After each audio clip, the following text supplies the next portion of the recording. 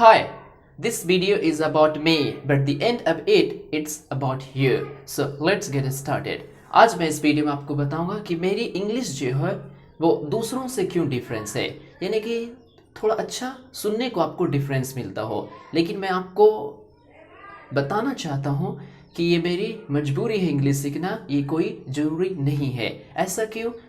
क्योंकि अगर आप हिंदी मीडियम बैकग्राउंड से आते हैं तो आपने 12th तक पूरे हिंदी में सब कुछ पढ़ा, फिर आपको एक बार सारी चीज़ें जो है वो इंग्लिश में प्रोवाइड किया जाता है। जब मैंने गांव से जब मूव किया था, बस आसपास के ऐसे ही मीन्स 20 किलोमीटर्स किसी शहर में, तो वहाँ पे जो कोचिंग थे अवेलेबल वो सारे इंग्लिश में थे। हत्ता कि लाइब्रेरी में भी वो सारी बुकें जो है वो इंग्लिश की ही थी, यानी कि 11th 12th जो कुछ को भी आप खोजें वहाँ पे इंग्लिश का था। हालांकि हिंदी बुकों की कमी नहीं है, लेकिन फिर भी आपको जब आप हायर स्टडी के लिए आगे जाना चाहते हैं तो आपकी बुक जो है हिंदी में वो आपको नहीं मिलेंगे।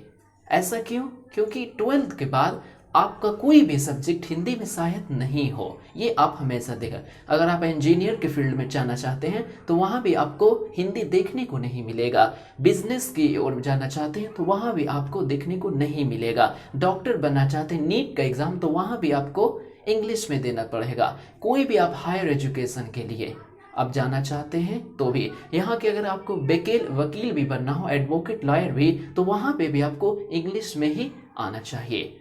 अगर आपको हिंदी आता है तो लोग आपको हल्के में ले लेते हैं, और गांव से निकले हुए बच्चे का सबसे बड़ा प्रॉब्लम यही है कि उसे बस इंग्लिश नहीं आता, और उसकी वजह से वो, यानी कि मैं मैथ का स्टूडेंट हूँ, मुझे मैथ बहुत अच्छे से आता है अभी भी, लेकिन मैंने इंग्लिश क्यों चूज़ किया फिर बाद में? क्योंकि ये मेरी मजबूरी बन गई थी। मैं मैथ जानता हूँ लेकिन मैंने इम्प्लीमेंट नहीं कहीं किया, मैंने यूज़ इसे रोज़ नहीं देखा। हाँ, अगर आपने इसे बिजनेस में कन्वर्ट किया या और कहीं किया तो ये आपके लिए बहुत फ़ायदेमंद साबित होंगे। तो मैंने इंग्लिश जो है फिर टीचरों से ना सीख करके मैंने सारे इंग्लिश जो है वो फॉरेनर से सीखे। ये सच बात है, आप माने या ना माने। आपने अगर मैंने जो कुछ भी पीछे पढ़ाया, अगर मैं आपको पढ़ाता, यानी कि अगर मैंने कहीं से इंग्लिश सीखा होता तो वो तो क्वालिटी, यानी कि वो तो गुण जरूर मुझ में होता जो मैंने जो टीचरों से सीखा वो मैं आपको ज़रूर शेयर करता। लेकिन मैं अपने एक्सपीरियंस से सब चीज़ शेयर करता हूँ। कुछ लोग कहते हैं कि सर आपकी इंग्लिश चेंज है। जी बिल्कुल चेंज है, क्योंकि मैंने प्रोनाउंसिएशन सीखा, फनेटिक। मैं आपको बता दूँ, फनेटिक जो इंडिया के यानी कि जितने भी हैं स्कूल या हाई स्कूल बच्चे के कहीं भी इंग्लिश का, उसमें मात्र 1% भी लोग फनेटिक नहीं सीखते हैं। मैं आपको यकीन कहता हूँ, अगर आप फनेटिक सीख लेंगे तो आपकी भी इंग्लिश 100% चेंज हो जाएगा। और अगर आप एडिक्टेड है, यानी कि बाहर की वीडियो को देखने के लिए, अकस्टम्ड और एडिक्टेड ये दोनों वर्ड एक होते हैं, लेकिन अकस्टम्ड पॉजिटिव के लिए यूज किए जाते हैं। अगर आप आदी हैं फॉरेनर्स को देखने का, देखिए मेरा इंग्लिश सीखने का बस 2 ही मकसद है। नंबर 1, मुझे ट्रैवलिंग करना है, तो ट्रैवलिंग के लिए आप जब बाहर में जाएंगे तो वहाँ पे इंडियन इंग्लिश चलेंगे, लेकिन वो पूरे करेक्ट प्रोनाउंसिएशन के साथ नहीं है। और दूसरा, मैं बहुत सारे बुक पढ़ना चाहता हूँ, तो इसमें प्रोनाउंसिएशन की ज़रूरत नहीं है, इसमें बस अंडरस्टैंडिंग की दिक्कत है। तो इसीलिए मेरा इंग्लिश जो है वो चेंज है, क्योंकि मैंने फनेटिक सीखा, सिलेबो, स्ट्रेस, और मैंने जितने भी इंग्लिश सीखे वो फॉरेनर से सुन कर सीखा। यानी कि मैंने खूब वीडियोस मैं देखता हूँ, अभी भी मैं देखता हूँ। ये आप हमेशा याद रहे। मैंने ग्रामर भी खुद पढ़ा, खुद सीखा, यूट्यूब का मैंने खूब सहारा लिया, आप भी ले सकते हैं। और मैं अपने आइडियाज़ आपके साथ शेयर करना चाहता हूँ, ताकि आप भी इंग्लिश में, यानी कि आज नहीं तो कल आपको इंग्लिश सीखना पड़ेगा। ये ज़रूरी नहीं, लेकिन ये आपकी मजबूरी बन जाती है, ये आप हमेशा याद रखें। आप किसी भी फील्ड में जाएँ, आप यहाँ की फ़ोन भी यूज़ करें तो आप वहाँ पे देख ले, बैंक का कोई भी आपके पास इंफॉर्मेशन आएगा वो इंग्लिश में आएगा। कोई भी चीज़ हो आप यूज़ करें, वो ज़्यादातर आपको इंग्लिश में ही। हालांकि आपको मालूम है, जब पैसे बंद, यानी कि जब पुराने नोट पे पाबंदी लगा दिया गया था, जो उस वक्त फॉर्म निकले थे फिलअप करने के लिए कि ये 4000 या 1000 जो भी निकालने का हो, आपको वो फॉर्म भी इंग्लिश में भरने पड़ते हैं। ये आप हमेशा याद रखें।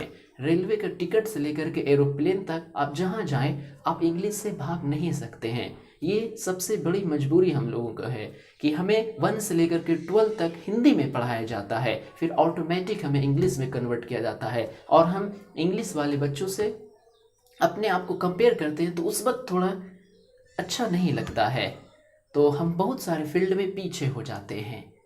देखिए, तो इसीलिए मैं कहना चाहता हूँ आप जो कुछ भी सीखें आप सच सीखें। अगर मेरी प्रोनाउंसिएशन की बात करें, अगर आप मेरे जैसे प्रोनाउंसिएशन आप सीख लेते हैं तो लोग आपको वैल्यू देंगे। जब आप फॉरेनर से बात करेंगे तो वो सच में कहेंगे कि आपने रियल इंग्लिश सीखा है, वो ये नहीं कहेंगे कि आपका प्रोनाउंसिएशन गलत है। और मैं जो कुछ भी आपको बताता हूँ वो प्रूफ के साथ बताता हूँ और सच बताता हूँ, आप कहीं भी आप झूठ नहीं निकाल सकते हैं, ये आप हमेशा याद रखें।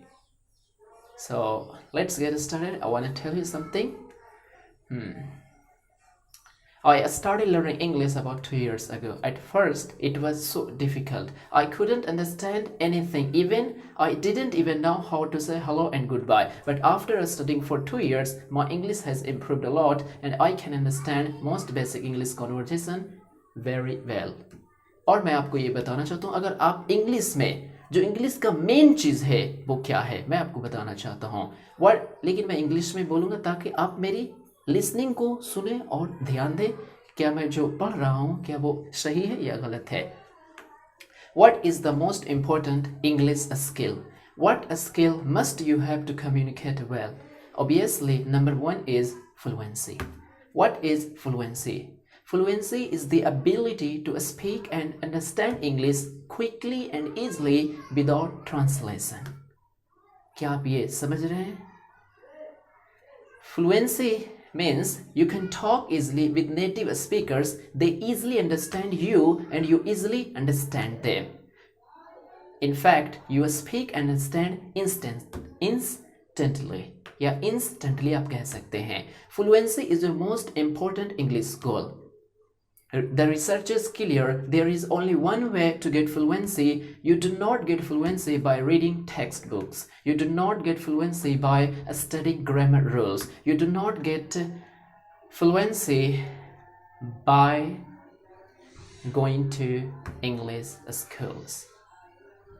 English is the key. To get fluency, you must have a lot of repetitive and understandable listening. Because if you don't understand, you learn nothing. तो आपको ये कैसा लगा? बस मैं ऐसे ही थोड़ा कहते जा रहा हूँ ताकि आप हमें बताएं कमेंट करके क्या ये इंग्लिश उतना भी खराब है कि आपको थोड़ा दिक्कत होता है, तो मैं चेंज करने की पूरी कोशिश करूँगा। Thank you for watching this video.